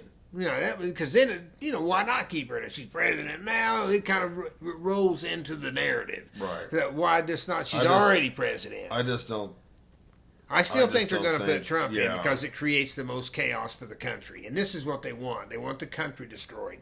So culture, religion, family, monetarily, spiritually. They want us destroyed because we're a last bastion of freedom standing in the way of their one world government, kind of like Russia, standing in the way of their goal of a one world government. So, yeah, I believe they'll put Trump in because he won't be able to do anything. Yes, 70 million illegal aliens should be deported. Obviously, we can't keep bringing this to everybody in the world to come to America because they want to. We don't have the jobs. We don't have the jobs, and we can't just keep throwing money at people like we're doing right now, just giving them money left and right. So they don't belong here. You broke the law, you got to go home. It's pretty simple. I don't get to break the law somewhere in somebody else's country. They send me home. Nothing personal, it just is what it is. So, but he's going into the office saying he's going to do that, which is impossible. You're talking billions of dollars of manpower, and just think it ain't possible. Not in 4 years. No, not in 4 years. And they're going to fight you for 3 of it saying you can't do it, or 3.5 of it saying you can't do it. So you're not going to get that done anyway. The economy, food prices, nothing's going down. The only thing that might go down in a Trump presidency would be fuel. That's it. You're not seeing food prices drop. You're not seeing rent drop. You might see the housing market collapse. I think you could. And people losing their homes over the fact that they're now paying. They've lost $100 a square foot on their homes. Right. Well, I mean, remember I have a picture of it. I've showed it to people at work. I got fuel for 99 cents on Yeah, Trump. I remember you showed me. Yeah. I think he can There's bring only it so down. much he can I do. do think they'll collapse the housing industry under him and blame him. Well, for sure, it. of course, and the economy. Period. Unfortunately, it needs to collapse anyways. Yes. For people to be able to buy homes and afford them. A lot of people don't understand that because I've had people asking me about buying homes and stuff, and people don't understand like it needs to collapse. Yeah. It's an unfortunate thing for the people in the trades because you're pretty much lose your job and you either have to travel or some people just get out of it at that point. Right. The last time in 08 when it happened, like a lot of good guys got out of it, and then a lot of your guys that just didn't care and they weren't as skilled got into it. So the quality of homes went down, but the prices went down. Interest went up, but then it came back down. About 2014, probably 2012 to 2016 was good interest and good prices. After 16, prices started creeping up. Still good. Interest started going down. Still good. Pretty much leveled out there. Yeah. Homes went higher, but interest went down. And then probably 21 started going crazy. No, it was no. You're right. Yeah, it was probably its best in 2019, 2020. Yeah, cheapest for everything all the way around. Yeah, home the home prices still about were $105, $110 a foot. Yeah, well, no, they were more than that. Huh? Yeah, they're more than that. No. Yeah, because in 20 we were selling that. A plan was 119,000. Not in 20 it wasn't. Huh? No, No, not then. In 14 or 15 or 16. Yeah, but the interest was still 6, 7, 8%. But in 2020, they were probably they were quite a bit higher. They were like 189, well maybe 169, but interest had fallen to like 3%. Right. Yeah. Which is probably a fair trade-off, an extra $60,000 for But that see, much that less was like interest. $90 a foot. Of course, that was No. a vinyl home, basically. No, it wasn't that much because they were Yeah. $13.50 square foot. Yeah, well, $13.50 is how much? Times Out 100 of is 135. Yeah, but they were 119. No, not by 2020 they weren't. They No, were but I 169. mean, at that time before, they were like $90-something a foot. Okay, yeah, when we first started, Yeah. they were Which is still, like 115. that was about normal because at that time you could also get a full brick home for $110 a foot, which is about $20 more per foot. Which Ain't is, that now? No. $220 for damn near everything. But now prices are dropping. The collapses, I predicted October. I may be wrong. It is slowly coming down. Now they're around 205 to 195. You're seeing that zone, 195, 205. The A's? 220's gone. Well, oh, that's what they were. That price is gone. It was 220 to 229. So what else has come down to get that price of that? The material? Well, material somewhat. Because wages typically don't go down till they the haven't collapse. really went down until it collapses. So the But, material's coming down. Yeah, and because right now, a home in Florida that you might have down there, and you say it's a $300,000 home, that's what you want for it. And it was built, let's say, 10 or 15 years ago. Mm-hmm. Not too old. $300,000 home. Well, right now they're building brand new homes, the same as your home that's 10 or 15 years old, that's selling them for $250,000. So your house has already lost $50,000. So some people that have a home like that not that long ago was worth $300,000. They could have sold it a year ago for $300,000. Now they can't sell it for $250,000 because the people that are in the last year or two that are building homes and got your house, but it's for sale brand new with no one that lived in it for $250,000. Right. Because the market's already dropping, and that means obviously at the same time we're getting an influx of too many homes on the market, which brings the price down. It's not a buyer's market anymore. I mean, it's not a seller's market anymore. Right. It's a buyer's market now. There's so much inventory getting ready to come upon the market that now I get to pick and choose what I want to buy. Whereas before, you couldn't find the price I want to buy it at. Okay, well, between all the people that are going to lose their home, overall, I say here's how. You've seen the World Economic Forum and Klaus Schwab up there screaming about you'll own nothing and be happy. That's kind of a famous thing that he said. You'll own, meaning the people of the world. You'll own nothing and you'll just be happy to be alive, basically. And so here's my guess of what they're going to do, because a lot of people already own their home. Okay, they own it, but you never own it. Right. You miss one personal property tax payment. So personal property tax and what else?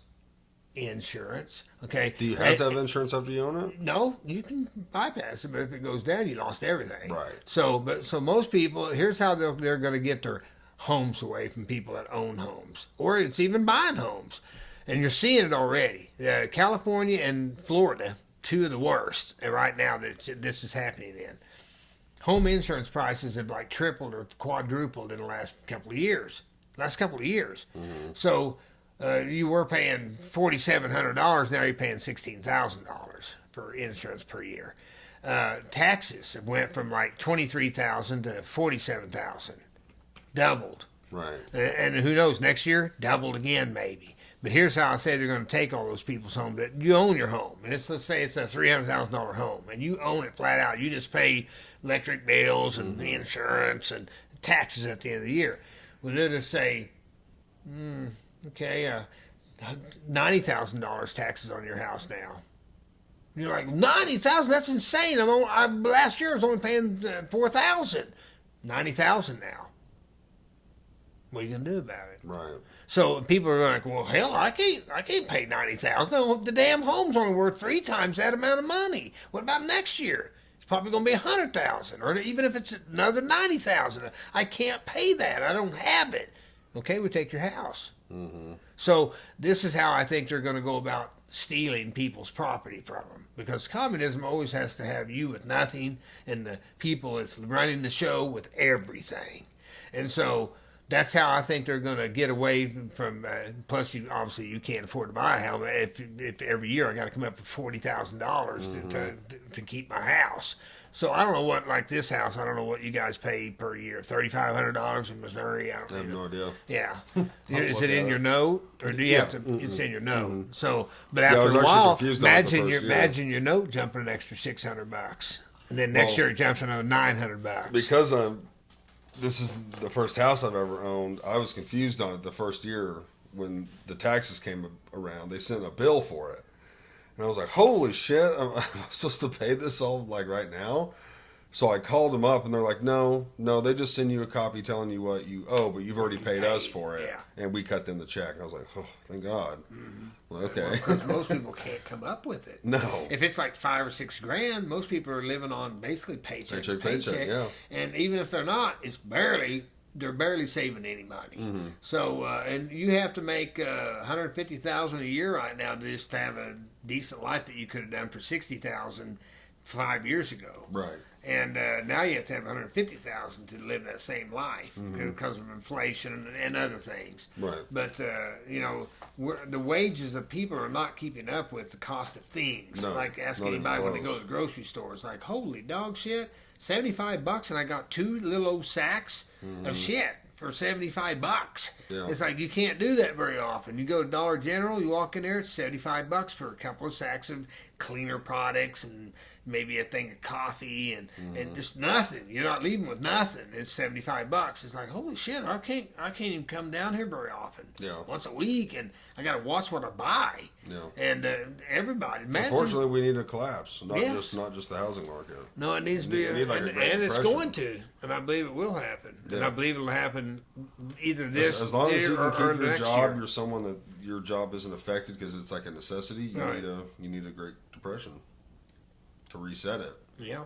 Only bad thing of it is that Great Depression usually affects minimal around 13% of the population with no job. They're Right. predicting a lot higher than that. They're saying anywhere Right. from 30 to 45% no job, Oh, I've also heard which is damn near half the people with no job. I've also heard financial people talk about that we're going through a silent depression. We have been Yes. since 2020-ish or whatever, and that it's if you compare the numbers to the Great Depression, it's worse than what the Great Depression Yes, was. I've heard that. But basically people aren't losing their jobs or lined up in line for a soup kitchen type Plus, stuff. there were less people, obviously. I don't know how many, 50, 60, 80 million less people on the planet at Right. that time, or on the planet, In the in country. America. Mhm. And people were still good go out and hunt deer, hunt squirrel, hunt rabbit. Right. And they had a way they didn't have to rely on the government to feed them, Right. although a lot did. But less people also, and nobody owned nothing back then. Hell, everybody just had nothing. I mean, Right. nobody had nothing in 1929. Barely, only rich people had a car. I have seen some funny memes where it was like, damn, I wish I wouldn't have been screwing around in third grade and bought a home. Yeah. That's funny. Because it's a mess. Yeah. It's a mess. It's funny. I'll hear a song or something like what really makes me think of these times is either like a Rascal Flatts song or an Alan Jackson song. Back when I would have been a kid, a pretty young kid, and going to work with you, and we were like putting cassettes in and listening. There was a few of those songs and artists that we would listen to on the way to work or way home. And when I'd hear a song, it would remind me of those times. Yeah. And I'm always thinking, damn, like, I don't know if it was just because I was a kid and you didn't realize what was going on in the world, or maybe the world was just a better place. But it's like, you think back to that time, and it's like, it was just, life seemed easier, more simple. Things didn't seem so complicated. Maybe they were back then, but kids just aren't aware of it. But I feel like it's worse now than, when you were my age. Well, As far as the world as a whole. you and hear our people my policies age and- always talking about the 80s, wishing it was the 80s all over again, because that was the best time. 70s was crazy, druggy, Right. hippie-ish, crazy bullcrap. The 80s was pretty mellow. So all through the 80s was mellow time. Everybody just, mellow. It was just really laid back atmosphere, laid back lifestyle, laid back everything. Stuff was still reasonable priced. You didn't make a lot of money, but it was the best of times. The music was good. The times were good. Your freedoms seemed to be had more freedom. Life was easier. And you hear lots of people my age, even people 20 years older than me, saying that they missed the 80s. That era of, even into the 90s a little bit. But, it's those times are never coming back again. I have seen a video, and I think it was in the 80s, probably late 80s. And it was people being interviewed. Monette? It may be. Yeah, Well, about the MTV came there. No. Well, okay, I have seen that, but I don't think this was a part of that. It I was knew something that A lot else. of them people was on there. But it was when they had decided to outlaw drinking and driving. Yeah. And people were like outraged. Drinking and driving? Yeah. Okay. I guess that was outlawed maybe in the 80s. Like, No. you think earlier than Drinking that? cars? Yes. You're talking about boats. No, in cars. Okay, they did it in boats about the 80s or 90s. Okay, well, this... Cars, it's always been, for long that I've been driving, it's been illegal. Oh, no. They were talking about... Okay, they were talking about... Boats. No, they were talking about beer. These people in this interview. It might have been on cars, but it wouldn't have been in my era. It would have been probably 50s or 60s. This Yes, footage didn't look like maybe that. It looked like 70s. 80s. Nah, it wouldn't have been 80s. I had a license in 82, and it was Well, they were... drink and drive. one was a woman and one was a guy. And the woman was like, "It's absolutely ridiculous. You can't enjoy a drink on the way home." And she's like, "What next? They're going to give us tickets for wearing, not wearing our seatbelts and saying something like that." And then an old boy was like, "There is absolutely nothing wrong with getting off work and driving home and having yourself a few cold beers on the way home." And like he was outraged by it. Yeah. I don't know. I feel like that's what they were talking about. Was It outlawing wouldn't have been drinking. in the 80s because I know it was illegal to drink and drive even then. Right. The content amount percentage was lower or Maybe this was 70s. higher or whatever. Maybe it was like late 70s, mid 70s. Could have been. I don't know. I mean, my Uncle John, I remember him always telling the story. He said when they were kids, which would have been the late 50s, that they would ride around with a beer on their dash, driving their car along past cops and everything else with a beer on the dash, and you didn't get pulled over. And then he got a DWI in Kansas City, I would say in the 70s. And he went before the judge, and they said, you can't be drinking and driving. Well, how do you plead? And he started complaining, saying, "We've always rode around with a beer on our dash. There ain't nothing wrong with that. We shouldn't be allowed to do that." He argued the point. Of course, the judge, gave him a DWI anyway. But he was like, I grew up with everybody putting a beer on the dash. Everybody drinking and driving. And so yeah, I know through his time, it was considered, Everybody drinking and driving. yeah. All the little babies drinking and driving. Yeah, it was All right. It's almost 10 o'clock. Yeah, let's wrap it up. That was a good one. It was mainly 9/11, then we got sidetracked in other things, which I always enjoy. Thanks for good conversation. So, all right, everyone. Thanks for watching another episode. Follow me on Facebook and Instagram. Check it out on YouTube and Spotify. Make sure you like, share, subscribe, all that stuff. And Dad, thanks for coming out. No problem. I'll shout that out in my intro. So, all right, guys. Peace. Out.